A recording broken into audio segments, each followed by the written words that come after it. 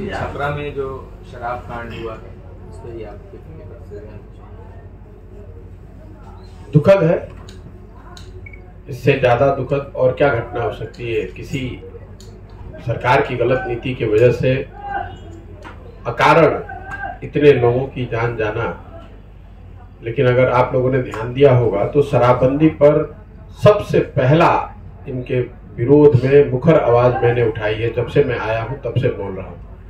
भाजपा के लोग जो आज बड़े एजिटेटेड हैं, असेंबली में विधानसभा में हल्ला कर रहे हैं, ये तो 5 वर्ष तक इनके साथ बैठकर इन्होंने शराबबंदी का फेवर किया है, उसके पक्ष में थे। तो कोई ये भाजपा के लोग से नहीं पूछ रहा है कि जब आप सरकार में थे तो आपने शराबबंदी हटाने के लिए क्या काम किया। और आज भी पहले ये तो यहाँ जितनी पार्टियां हैं पहले ये तो बताएं कि शराबबंदी पर उनका स्टैंड क्या है। यही काम आरजेडी और तेजस्वी यादव कर रहे थे। जब तक आप विपक्ष में थे तो रोज हल्ला मचाते थे कि भैया शराबबंदी फेल है, और जब आप सरकार में आ गए तो शराबबंदी आपको ठीक लग रही है। वही काम भाजपा कर रही है। जब सरकार में बैठे हुए थे तो शराबबंदी से उनको कोई दिक्कत नहीं थी, जैसे ही सरकार से बाहर निकले तो आप हल्ला मचा रहे हैं। इस तरह की जो घटना कल छपरा में 2 दिन पहले जो हुई है, ये तो समाज में होती रही है। मैं जब मई में आया हूं यहाँ और मैंने घूमना शुरू किया है तो सैकड़ों की संख्या में लोग बताते हैं, इक्का दुक्का लोग, ये चूंकि एक साथ 30 लोगों की बात है तो मीडिया का भी ध्यान गया है और बड़ा हंगामा भी हो रहा है। लेकिन इक्का दुक्का जहरीली शराब के पीने से मौतें होती रही हैं। उसको स्थानीय स्तर पर पुलिस के द्वारा, प्रशासन के द्वारा दबाया जाता है। चूंकि ये ज्यादातर गरीब परिवार के लोग हैं, उनकी हिम्मत नहीं पड़ती है, इसलिए उनको इस बात को कह के डराया धमकाया जाता है कि अगर आप जहरीली शराब से होने वाली मौत के विषय में कुछ केस करेंगे तो आप पर शराबबंदी के नियम के तहत, कानून के तहत कार्रवाई हो जाएगी, आपको केस फेस करना पड़ेगा। इसलिए ज्यादातर परिवार अपने परिजनों के दुखद मृत्यु के बाद उस घटना का केस तक नहीं करते। मैं जब मई से सितंबर तक गाड़ी से हर जिले में जा रहा था तो हर जगह पत्रकार बंधुओं ने मुझे बताया कि कोई ऐसा ब्लॉक, प्रखंड नहीं है जहां पर इस तरह की घटना रोजाना की ये आम बात है। शराबबंदी बिहार में पूरी तरह से फेल है। ये नीतीश कुमार के जिद की वजह से पूरे सरकार की, पूरे राज्य की इतनी दुर्दशा हो रही है। इस मुद्दे पर आप घर घर शराब बिक रही है। मैं तो गांव गांव जा रहा हूँ, आज 73-74 दिन हो गया। हर गांव में मैं जब बात करता हूँ तो लोगों से voice vote, literally voice vote, मतलब ऐसी घटना नहीं हो। शराबबंदी को अगले 48 घंटे के अंदर इस कानून को वापस लेना चाहिए और शराब बिके न बिके क्या किया जाए उस पर एक नया प्रोग्रेसिव लेजिस्लेशन बिहार में नया कानून बनाया जाना चाहिए, जिसमें शराब को लेकर पहले इन्होंने क्या किया, अपने पहले 2 टर्म में गांव गांव में शराब की दुकान खुलवा दिए पंचायत स्तर पे।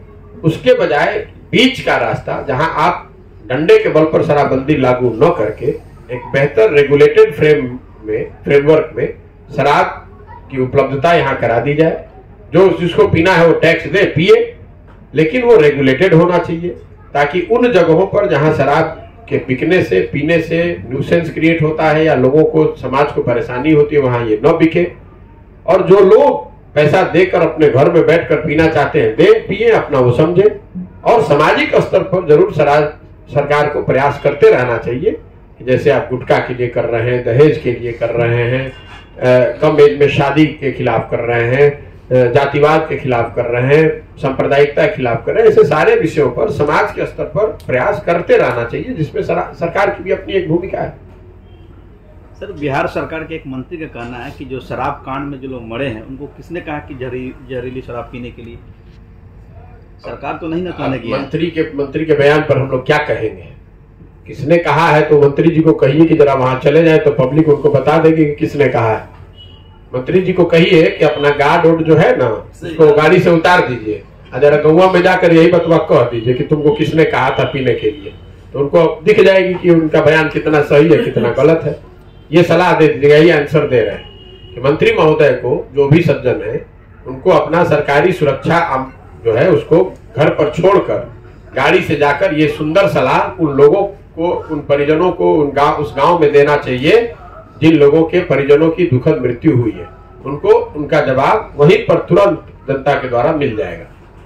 तेजस्वी यादव ध्यान दिए थे शराबबंदी से पहले भी लोग जहरीली शराब पीने से मरे हैं, ये कोई नई बात नहीं गए हैं उस दिशा में।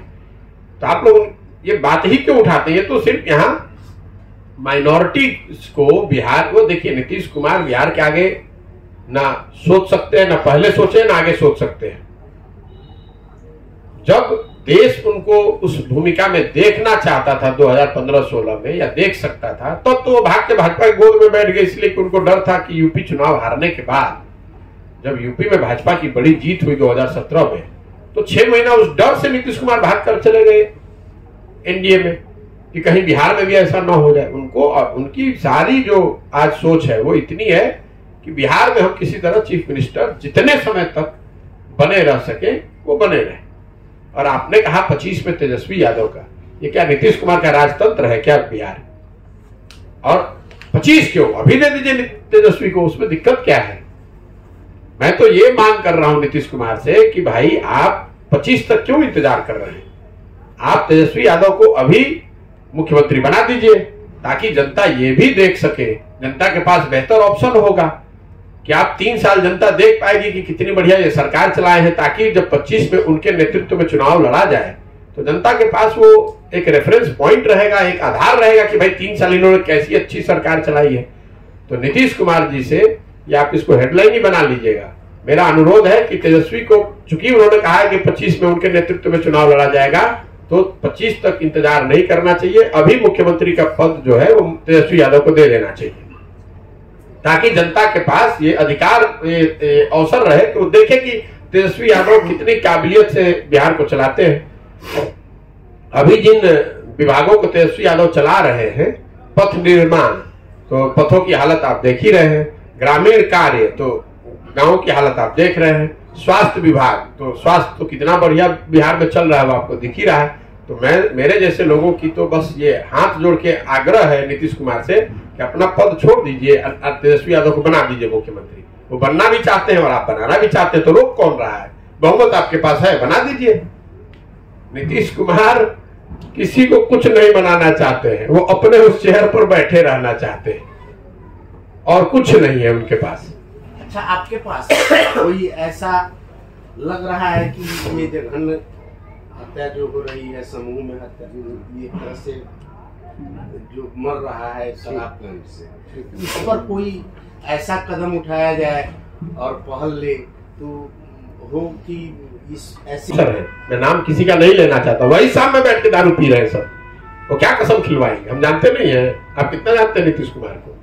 हम उनके साथ रहे 2 साल घर में उनके, हम जानते नहीं कि उनके इर्द गिर्द जो लोग रहता है घर में जाके दारू पीता है और इनके सामने बैठ के लंबा लंबा बात कर रहा है। जीतन राम मांझी भी कहते हैं, जीतन राम मांझी के जो भी नीतीश कुमार को जानता है, उनकी व्यवस्था को जानता है, उनके इर्द गिर्द जो अफसर हैं और जो सो कॉल्ड उनके चमचे हैं, वो सब पी रहे शराब, और उनके साथ आप कह रहे कसम में। ये तो हम लोग जग हंसाई वाली बात है कि किसी राज्य का मुख्यमंत्री किसी डिस्ट्रिक्ट के डीएम और एसपी को बुलाकर कहता है कसम खाइए कि आप शराब का कारोबार करने वालों को पकड़िएगा। इसका मतलब कि आपका इकबाल खत्म हो गया है। इसका मतलब एक लाइन में किया ड्रामा का, ये ड्रामा नहीं है भाई, ये उनकी उनका मतलब झुंझलाहट है। उनको समझ में नहीं आ रहा कि करे तो क्या करे। जब आप अकेले पड़ जाते हैं, आप घिर जाते हैं, तो इस तरह की बेवकूफी भरी काम करते हैं। या तो आप ओवर ड्रामेटिक हो जाइएगा, तो ये ड्रामा है, ओवर ड्रामेटिज्म है कि भाई अफसर को बुलाकर मंच पर कहना कि भैया शपथ लो या कसम खाओ, या फिर आप झुंझलाहट में वो कीजिएगा जो कल वो विधानसभा में कर रहे थे कि जो प्रश्न कर रहा है उसको कह रहे हैं कि तुम लोग सब शराबी हो गए हो। लेकिन नीतीश कुमार के साथ साथ तेजस्वी और खासकर भाजपा, ये भाजपाई जो है, ये 5 बरस इस शराबबंदी के कानून को बनाने, चलाने और इसके सारी इससे जुड़ी कुव्यवस्था के बराबर के भागीदार रहे और आज ये सवाल उठा रहे हैं। सुशील मोदी से पूछिए कहां थे ये आदमी उप मुख्यमंत्री थे, जो उप मुख्यमंत्री थे, कैबिनेट में सारे मंत्री आपके थे, सारे मंत्री बीजेपी के थे, तो उनसे आप लोग क्यों नहीं पूछ रहे हैं? इन पर भी तो ये जो लोगों की नाहक जान गई है, ये इन पर भी जाएगा। ये भी तो सरकार के हिस्सा थे। 1 साल में, अभी तो 2 महीना पहले 3 महीना पहले ही पहुंचे हैं भाई। 3 महीना पहले तक तो इसी शराबबंदी का डुगडुगी बजा रहे थे। ये क्या बात करेंगे?